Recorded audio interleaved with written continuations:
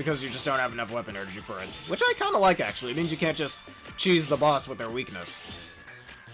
I mean, it's there like that for a reason, because it's a nice little reward for you correctly guessing the weakness orders of a boss, Robot Master or Maverick. But in some cases like this, and in classic series games, which we'll get to that when we inevitably play those games, it just means you just need a little skill to really learn the boss instead of just, oh hey, let me just blitz them with their weakness, and there you go. Some just takes a little bit of skill. Alright, let's keep going.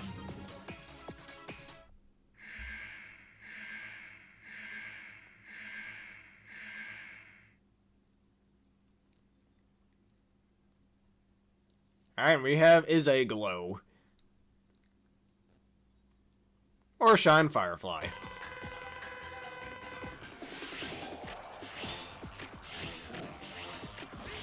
And we have his electric powers right here.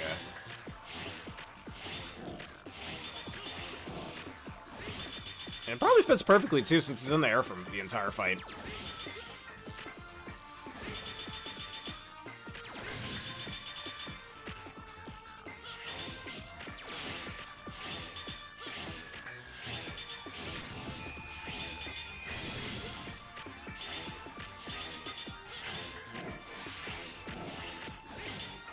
Yeah, not even your teleportation can help you here. I have one more good hit and you're screwed. Bye-bye.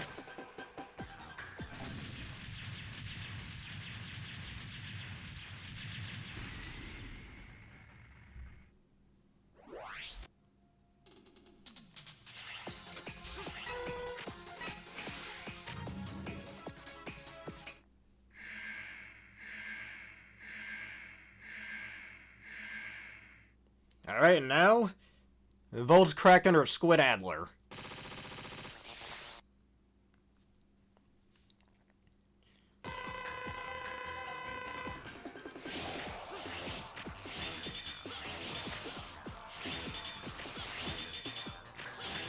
I think they can get rid of his electricity as well, making this fight a little bit easier.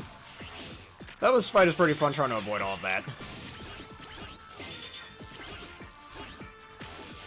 He will spend most of this fight on the walls because of those attacks.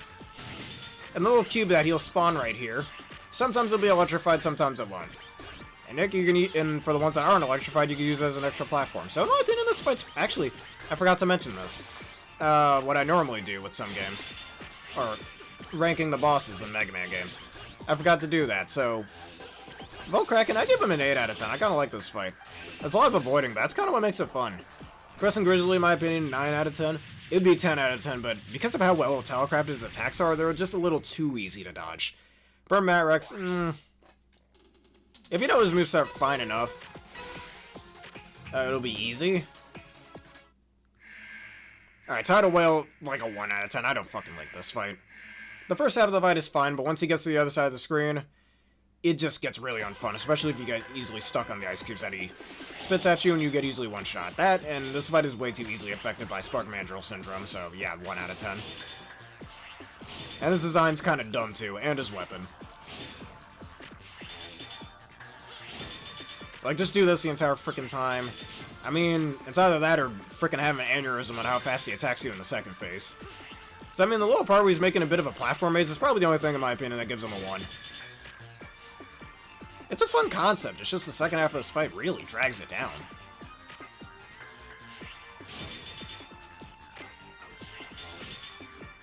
Like when the bosses basically make you, like, platform sections and such. It's pretty cool. I just really wish these instant-death spikes were in here and he could easily cling you onto the edge in the second half of the fight. Like he's about to do right now.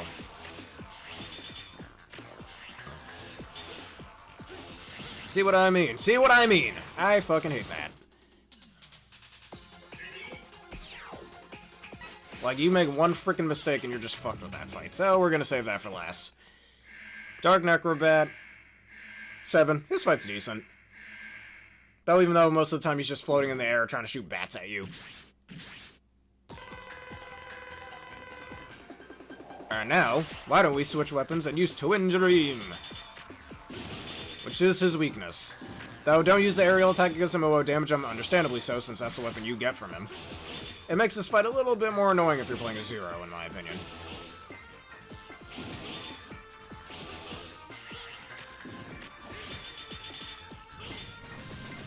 Alright, and here comes the second phase.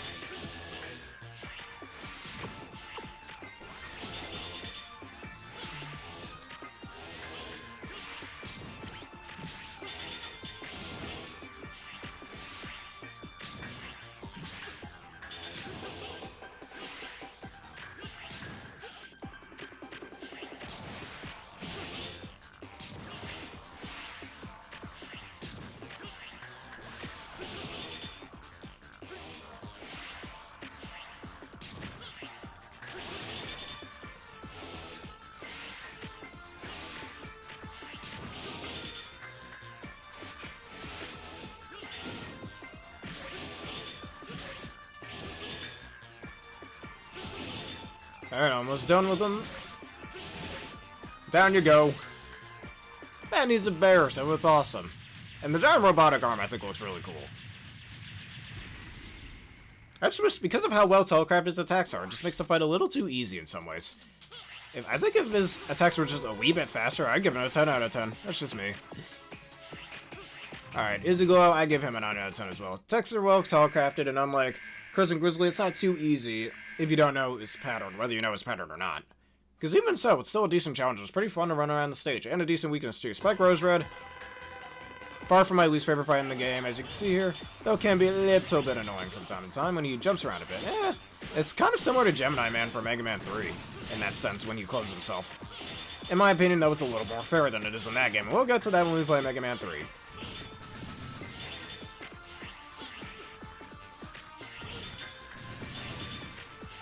He's also affected by a bad case of Spark Mandrill syndrome, so just to state that there.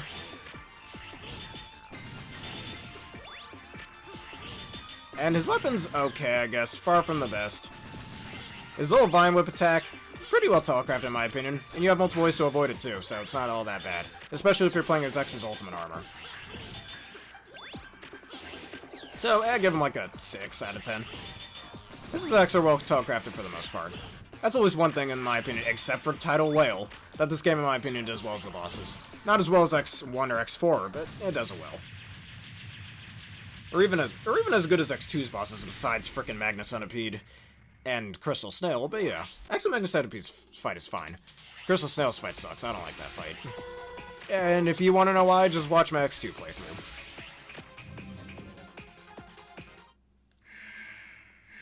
Alright, now Spiral Pegasus. Probably one of my favorite fights in this game, along with Chris and Grizzly. I give it a 9 out of 10 because dodging his attacks is really fun, and once you practice it enough times, you actually have some muscle memory towards it. Like right there. You will still get hit from time to time, but it's not too punishing, especially with the amount of knockback he does. And despite how fast that attack is, you can still anticipate it pretty fairly well. Like, this fight is fast-paced, and I love it for that. And hell, his knockback isn't too absurd to the point where it feels unfair either, which is nice.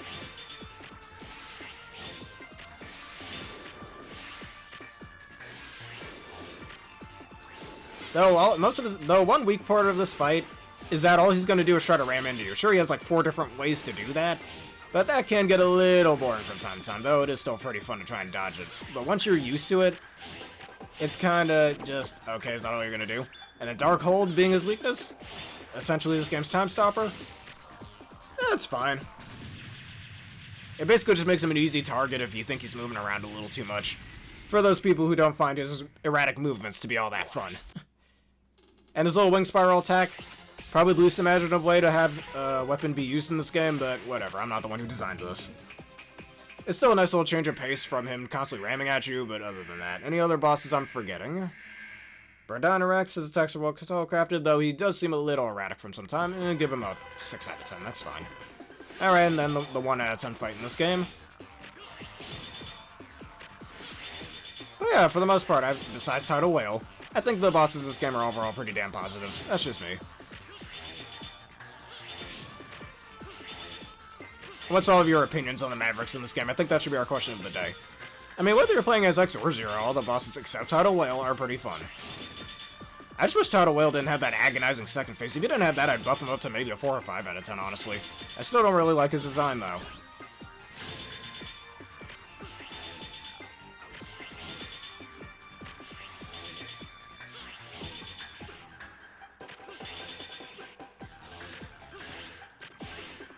I'm just gonna stay over here. I don't care if I have the damage boost. This part's annoying.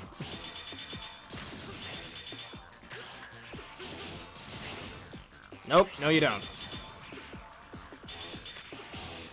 Just die, dude. Alright, there we go. Now he's out of the way. And we get to the final parts of Stage 4. Now let's just get the energy while we're here.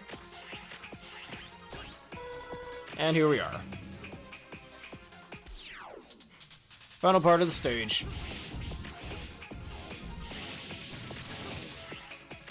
And I keep forgetting to mention the first stage, the first 2 stages of the Sigma stages in this game, as well as the stage select screen music. Those themes are probably the best song in the game. I freaking love those songs if I didn't already state that during X's playthrough. I keep forgetting to, and here I am stating it now. It's such a good song. You really all should listen to it. It's called Zero's Plight. Y'all should really look up an extended version of it. That's just how good it is. I'm listening to it right now as we're watching this video, or as I'm making this video.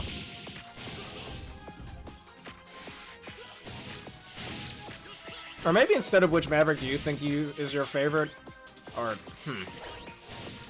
Now maybe I'll save that as a song for the finale, or a song. A question of the day for the finale. So, the question of the day for this one will be, of the 8 Mavericks in this game, which one is your favorite and why?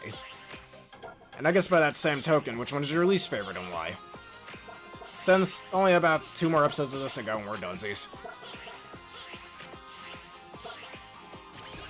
Alright, and here we are. Well, we will be taking on Sigma in the next episode, or the finale of the Zero playthrough. Anyways, if y'all enjoyed this and you want to see more, please leave a like, comment, subscribe, and follow. Hit one of the videos you see on screen now if on YouTube, and that bell button for more. Thank you everybody for watching. See you next time. Have a berrific day.